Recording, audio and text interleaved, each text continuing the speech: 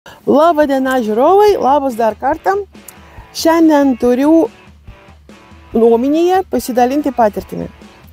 Tokią video kamerą turiu, ne video, atsiprašau, termokamerą turiu, termomonoklį Infireus E3 Max. Čia ne naujas modelis ir aš noriu papasakoti jums apie mano patirtį tokią jau ilgesnį laikotarpį, apie metus, apie tikslai. Gavau šitą prietaisą iš Infireo prekiautojo ir testui gavau ir jis pas mane liko, nes man patiko šitą kamerą. Prieš to aš turėjau pulsarą. Pulsaras Quantumas 38. Moraliniai jau pasenęs, bet techniškai jis buvo absoliučiai idealus. Daug medžiotų su juo, daug yra gyvūnų surasta ir suskaičiuota. Pavyzdžiui, kai skaičiuojam populiaciją savo medžioklės plotuose. Bet, aišku, norėjusi kažką naujo. Pradėjau galvoti, ką man paimti ir iškart gavau pasiūlymą, ar nenori tokią patestuoti iš Infireo naują kamerą. Tada ji buvo nauja.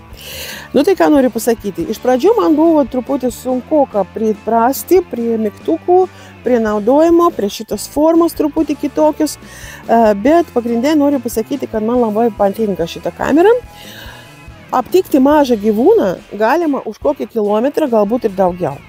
Bet aišku, reikia suprasti, reikia žinoti skirtingų gyvūnų rūšių elgesio ypatumus ir tada galima atskirti lapę nuo zuikio arba, pavyzdžiui, mangutą nuo šakalo, pavyzdžiui, irgi todėl, kad jie visi juda ir elgiasi skirtingai, bet, suprasti, ar tai yra stirna, ar tai yra lapė, galima už kilometro, o už didesnį atstatumą galima atskirti ir didesnius gyvūnus, ten stirnas, šernus, briedžius ir elnius ir visą kitą.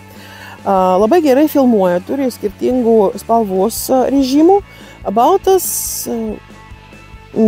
pagerintas baltas, kai buvo, pamiršau tą pavadinimą, bet gerai. Paskui atsiminsiu, pasakysiu. Juodas, raudonas ir fusionas. Fusionas tas toks gražus spalvotas režimas, bet vasaros metu jį naudoti ne visai patogu, nes jis rodo viską, kas yra šilta. Žodžiu, man labai patinka baltas režimas, todėl, kad jis pats geresnis, kad aptikti gyvūną. Surasti, kur ten plotuose kažkas yra. Ir tada ir perjungti nėra reikalo, nes su balto režimu galima ir apžiūrėti tą gyvūną ir įvertinti, kas tai yra ir sugalvoti, ar reikia medžioti, ar reikia judėti arčiau to gyvūno arba ką. Patinka man šitą kamerą. Naudoti jį yra patogu. 35 mm lėšas yra, man šio kažkur ten vaikšto, tai aš žiūriu, ką jis daro. 35 mm lėšas duoda pakankamai didelį apžiūrėjimo kampą. Kokybė yra pakankamai gera. Čia yra vidutinio lygio kamera ir pagal kainą, ir pagal kokybę. Negalima jį palyginti su Infireo Gemini, pavyzdžiui, arba kažkokia kitokia, kas yra aukščiausio lygio kameros ir monokliai, ir binokliai, žiūronai. Bet vidutinio lygio, ne biudžetinis klasės, truputį aukštesnis, labai atitinka. Gerą kokybę galima priartinti, ten 2 ir 4 kartus, man atrodo, jeigu teisingai atsimenu. Video galima daryti, nuotraukas galima daryti. Ji pakankamai lengva, galima įdėti į kišenę. Čia turi pakrovimo lizdą ir galima jį pakrauti iš išorinės baterijos, mašinui galima pakrauti, nuo kompiuterio galima pakrauti, žodžiu, yra galimybių. Tai visada paimkite išorinį bateriją, tą powerbanką, kad jūs galėtų spręsti tokias situacijas, kad jums termokamera išsikrovusi, arba, pavyzdžiui, dabar naktinis, arba termotaikiklis ar priedelis prarado visą energiją, tai kad nereikėtų nutraukti medžioklę, visada turėkite su savim didelį powerbanką. Man keletą kartų buvo taip, kad išgelbėjo medžioklę ir paskui su laimikiu atvažiavau namo, bet nereikėjo važiuoti be laimikio ir neužbėgiant medžioklės. Tai va, paprasta kamera, pakankamai gera kokybė. Paskui video pabaigoje pažiūrėsite, kaip atrodo video iš medžioklės plotų. Mums pavyko vakar sufilmuoti labai daug gyvūnų. Ten plotai tokie kaip rojus. Tikrai, tiek daug visko buvo. Tai žiūrėkite iki galo, galėsite ten irgi pamėgautis, ką mes ten matėm ir įsivaizduoti, kokie tie plotai. Labai fantastiškai buvo.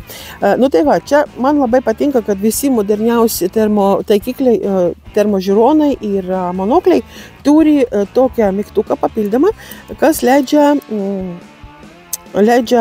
patikrinti, nepatikrinti, pritaikyti prie savo akių dioptrijas. Ir kaip tai reikia padaryti? Vienas patarimas, reikia jūs nuimkit savo akinis arba nenuimkit, kaip jums patogu žiūrėti į tą prietaisą. Su akinimis nelabai patogu, bet galima. Ir įjunkite termokamerą, termotaikiklį ir įjunkite meniu pavyzdžiui, arba žiūrėkite ant tų piktogramų ir kažkokiu ten raidžių, kas yra ekrane matomas. Ir sukite šitą mygtuką pirmin atgal, iki tol, kada jūs matysite visas tas raidės ir piktogramas visiškai tikslai ir aiškiai. Tai reiškia, kad jūs pritaikėt šitą termomonoklį prie savo akių, prie savo dioptrijų. Ir paskui, tada su šitą žiedą, jūs galite pritaikyti ryškumą atitinkant atstatumui. Galima žiūrėti arti, galima žiūrėti toli, kaip jums reikia, bet pagrindė reikia pritaikyti iš pradžių savo šito dioptrijams viską. Nu tai va, patogi kamera, labai didelį vidurinį atminties kortelę turi, daug galima video prifilmuoti ir nuotraukų pridaryti, keletas spalvos režimų, yra meniu, kur galima pritaikyti dar ir šviesumą, ir ryškumą, ir daug ten visokių yra režimų. Žodžiu, geras toks darbo arkliukas, daug yra su juo surasta, daug yra sumedžiota, ypač plėšrūnų mažųjų smulkųjų, ten lapių, mangutų ir tokių. Tai galiu pasakyti, labai gerą kamerą. Tai Infrarajus, matote, Infrarajus, labai gerai žinome šitą ženklą, E3 Max. Mūsų svetainėje, portale medžioklėžurnalas.lt ir YouTube kanale galite surasti daugiau medžiagos apie šitą kamerą ir tekstų straipsnius ir video ir sužinoti. Tikrai siūlau įsigyti, labai geras daiktas ir dabar jau ne pats brangiausias, tai galima savo leisti tokį kamerą. Žodžiu, žiūrėkite mūsų vaizdo įrašus, paspauskite mygtuką prenumeruoti YouTube kanalą, nepamirškite, būtinai prenumeruokite YouTube kanalą ir pasidalinkite nuorodami savo socialiniuose tinkluose. Būkite kartu su mumis ir ačiū Jums ir medžioklė valio. Iki kito karto.